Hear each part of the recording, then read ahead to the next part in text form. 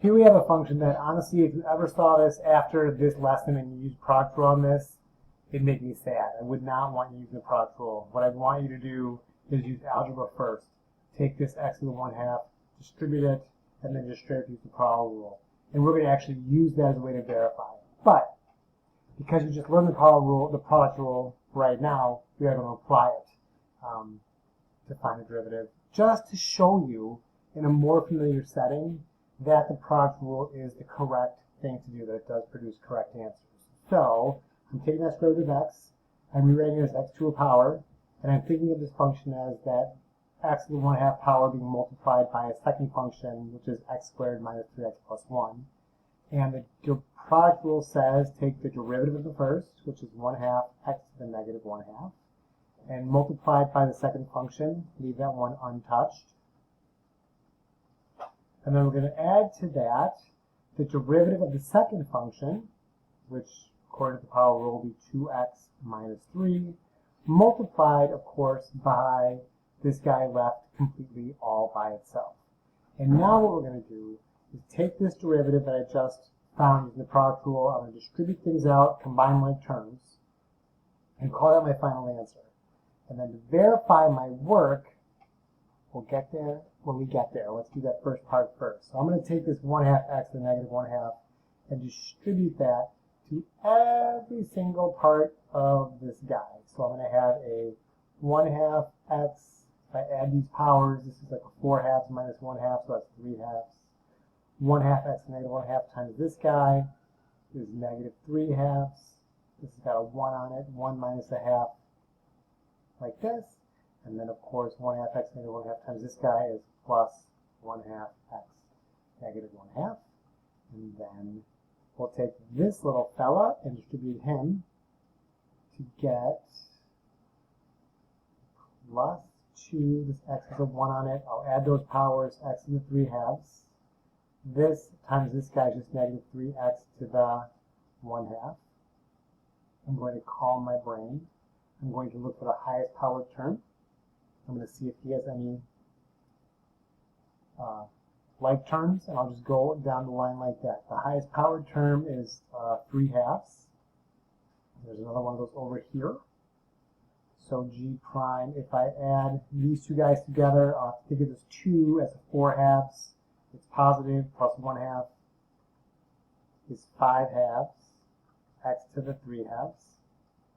Next highest powered term is x to the 1/2.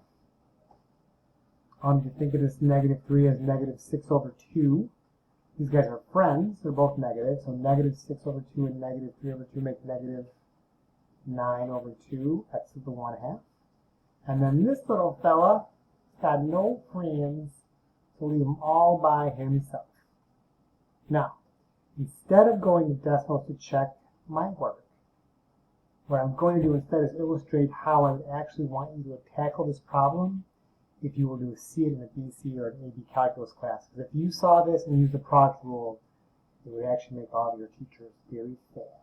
So I'm going to go ahead and delete this portion. So if you need to look at this portion a little longer, you might want to pause right now. I'm going to delete all of this. But I'll leave my green answer here so that you can see it's the same thing. Alright, so here I go deleting stuff.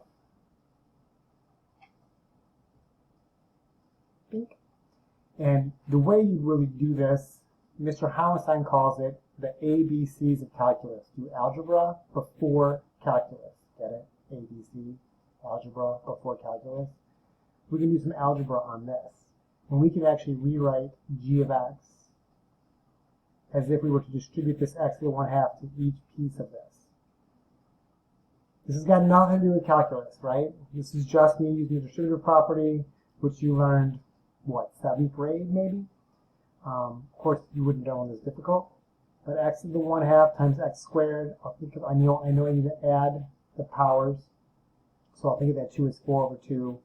So 1/2 plus 4/2 is 5/2. X to the 5/2.